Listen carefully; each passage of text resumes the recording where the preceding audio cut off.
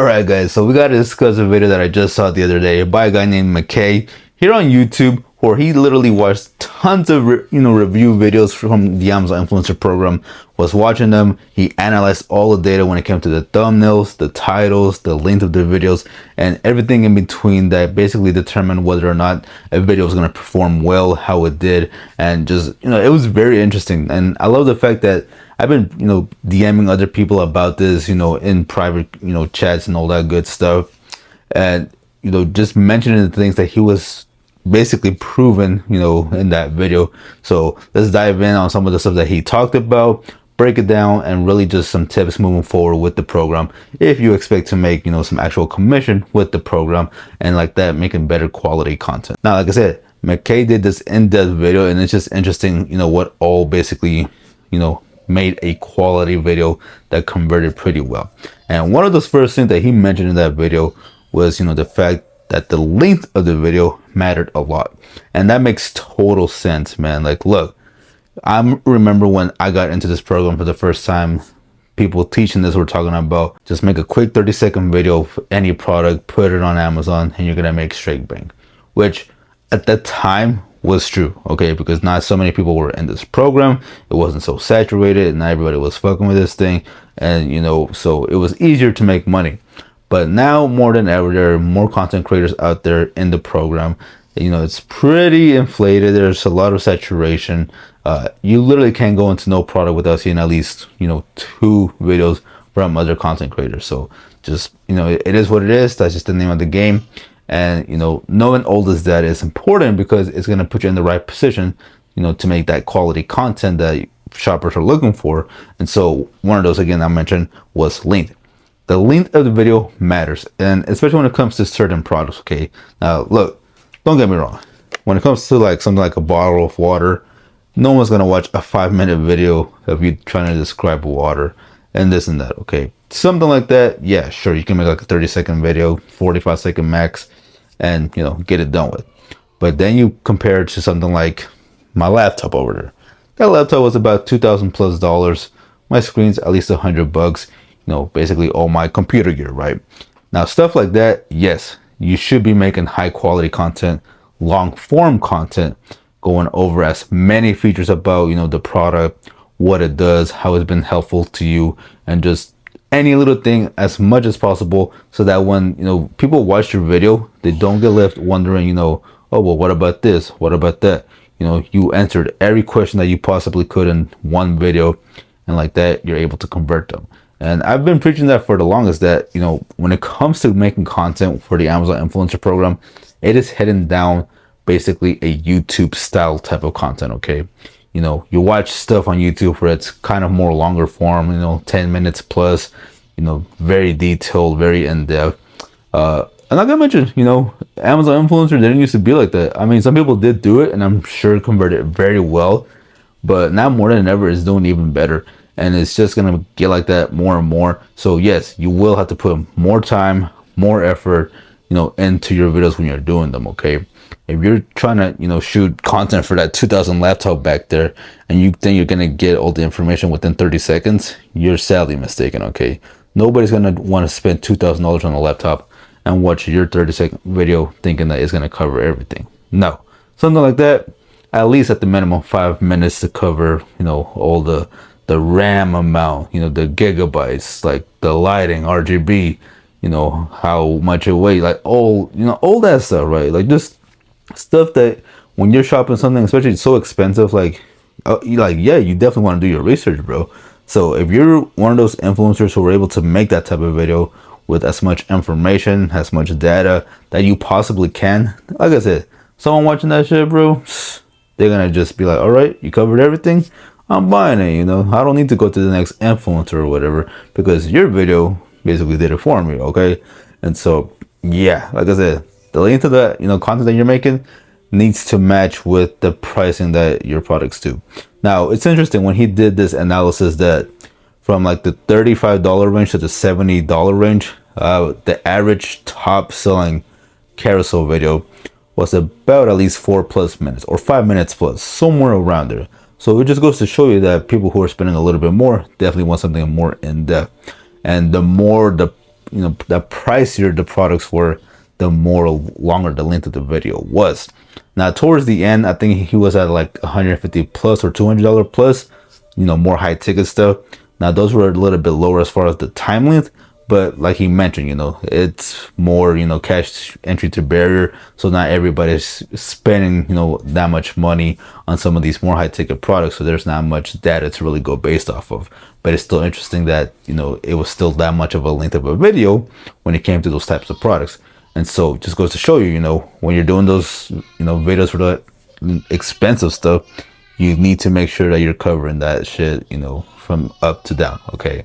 Leave no space for any questions. Don't leave the viewer wondering, oh, does it do this or does it do that? Because if not, they're going to go to the next person and then you're going to wish, well, damn, I should have covered this issue. I should have covered that topic. Okay. So yeah, definitely something to take note of when you're doing your content. Now, another thing that he touched on and covered, which I found very interesting, was the titles. Okay.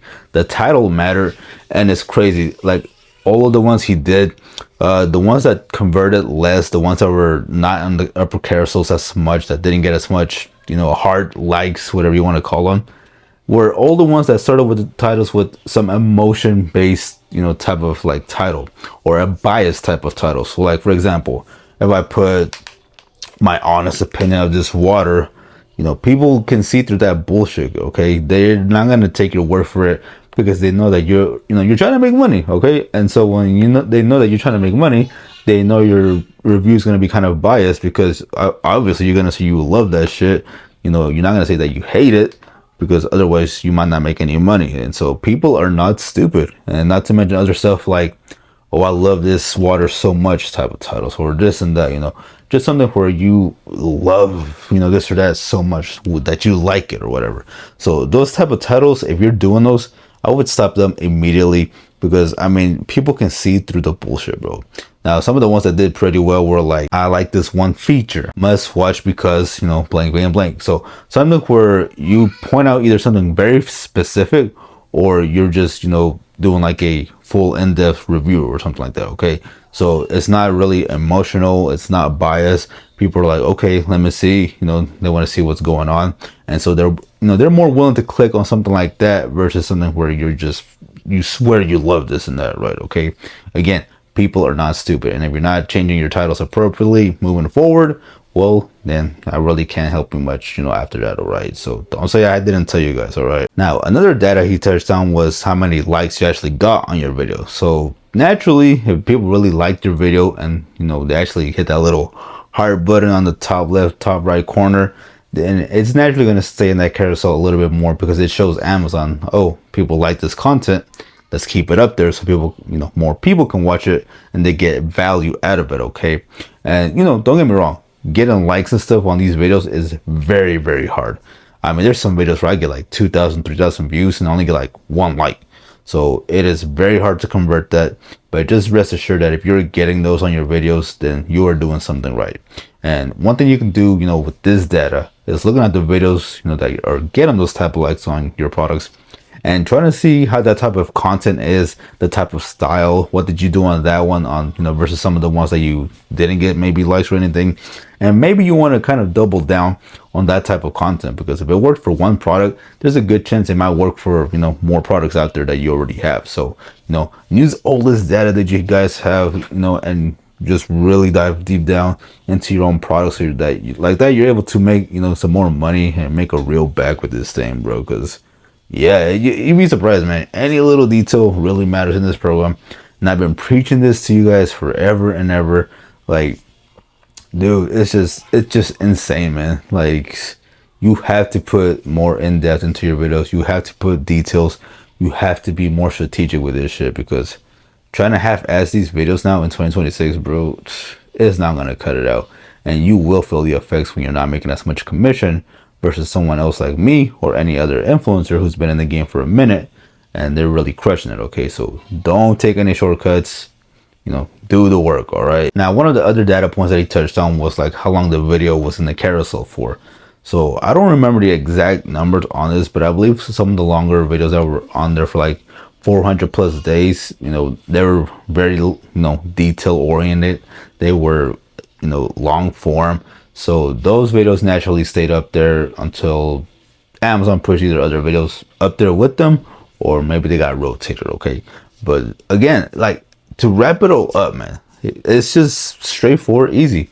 Make quality content on there, and you guys will convert much better than, you know, people who do not. All right, and so that's why I always say, long term, Amazon influencer is going more into like the YouTube style route. They want in-depth stuff, and this is the cool part. And one of the things I love about this is that, you know, knowing this now, knowing this data, knowing that, you know, this type of, you know, content works, it's easier now to actually cross post this on YouTube, because not only will you convert well on Amazon with that type of video, but you will do extremely well with YouTube, because on YouTube people love the long form stuff. Okay, they love the in-depth stuff.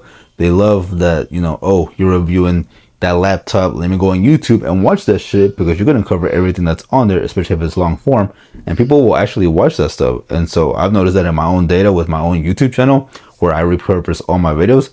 Like, I have this one video where it's literally just a ceramic repair for the sink or whatever. I did a whole like in-depth 10-11 minute video on both the Amazon listing and for YouTube.